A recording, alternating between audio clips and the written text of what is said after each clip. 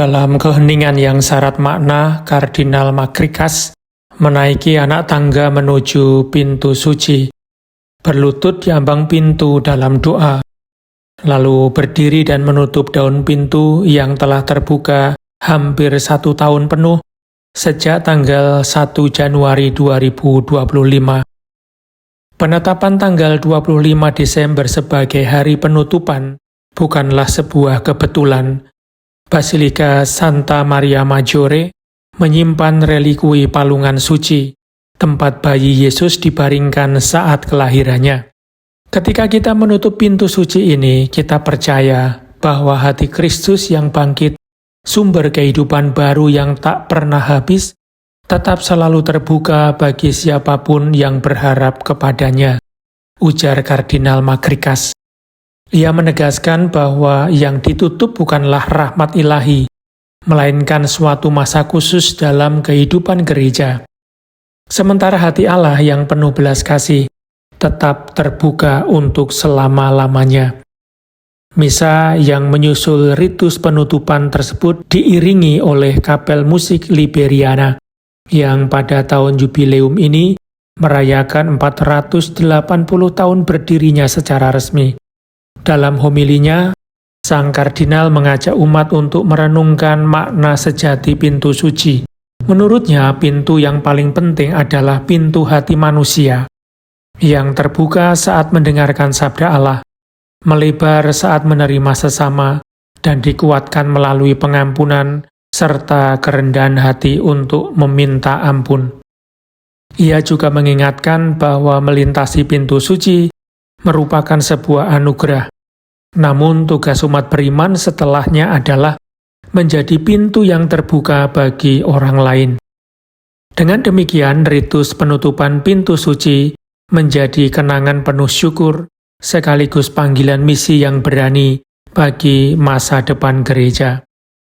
Kardinal Makrikas menyoroti keistimewaan Jubileum Harapan yang baru saja berakhir karena dijalani di bawah kepemimpinan 2 paus, dimulai oleh Paus Fransiskus dan dilanjutkan oleh Paus Leo ke-14. Situasi serupa, katanya, hanya pernah terjadi pada tahun suci 1700 yang dibuka oleh Paus Innocentius ke-12 dan ditutup oleh Paus Clemens ke-11. Peralihan kepemimpinan tersebut menjadi tanda kesinambungan gereja yang tidak pernah terputus, sebab Tuhan tidak pernah meninggalkan umatnya. Lebih lanjut, ia menegaskan bahwa Jubileum Harapan merupakan masa ketika gereja kembali mewartakan kepada dunia bahwa Allah tidak jauh, bahwa perdamaian itu mungkin, dan bahwa belas kasih lebih kuat daripada dosa. Harapan, tegasnya, bukanlah ilusi atau optimisme naif, melainkan kekuatan nyata yang membuka jalan baru, keputusan yang lahir dari kasih, serta partisipasi dalam kehidupan sabda yang menjadi daging, terang yang tidak dapat dipadamkan oleh kegelapan manapun. Menurutnya, tahun jubileum bukanlah peristiwa yang selesai dan dilupakan, melainkan undangan untuk terus mendengarkan Kristus. Tanpa mendengarkan sabda Allah, harapan akan padam. Dalam hal ini, Maria menjadi teladan utama, karena melalui dirinya gereja belajar bahwa harapan lahir dari sikap menerima Allah dalam kehidupan, menerima sesama, dan menerima masa depan tanpa rasa takut. Dari Basilika yang menyimpan ikon Maria Salus Populi Romani, serta makam Paus Fransiskus dan beberapa paus lainnya, Kardinal Makrikas mengajak umat untuk menerjemahkan rahmat jubileum ke dalam tindakan konkret. Ia mendorong doa yang diperbarui, perhatian nyata kepada kaum miskin, rekonsiliasi dalam keluarga, komitmen kreatif dalam pekerjaan, serta kehadiran penuh belas kasih dalam kehidupan bermasyarakat.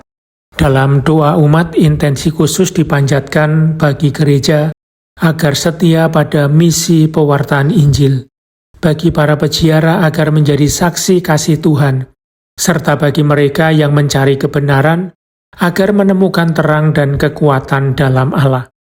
Doa juga dipanjatkan agar umat memiliki perhatian yang lebih besar terhadap kebutuhan kaum miskin. Perayaan Ekaristi ditutup dengan lagu Natal tradisional Astro del Ciel dan berkat meriah dari Kardinal Imam Agung. Pintu Suci Basilika Liberiana sendiri merupakan karya pemahat Luigi Enzo Mattei dan diresmikan oleh Santo Yohanes Paulus II pada tanggal 8 Desember 2001. Pintu tersebut pertama kali dibuka oleh Paus Fransiskus pada tanggal 1 Januari 2016 dalam rangka Yubileum Luar Biasa Kerahiman. Reliefnya menggambarkan Kristus yang menampakkan diri kepada perawan Maria, Salus Populi Romani, dengan berbagai peristiwa penting dalam sejarah iman gereja. Penutupan pintu suci di Santa Maria Maggiore menjadi yang pertama di antara basilika-basilika kepausan di Roma. Penutupan pintu suci berikutnya berlangsung di Basilika Santo Yohanes Lateran pada tanggal 27 Desember, disusul Basilika Santo Paulus di Luar Tembok pada tanggal 28 Desember, bertepatan dengan Pesta Keluarga Kudus. Sementara itu, Paus Leo ke-14 akan menutup pintu suci Basilika Santo Petrus Vatikan pada tanggal 6 Januari, yakni Hari Raya Penampakan Tuhan.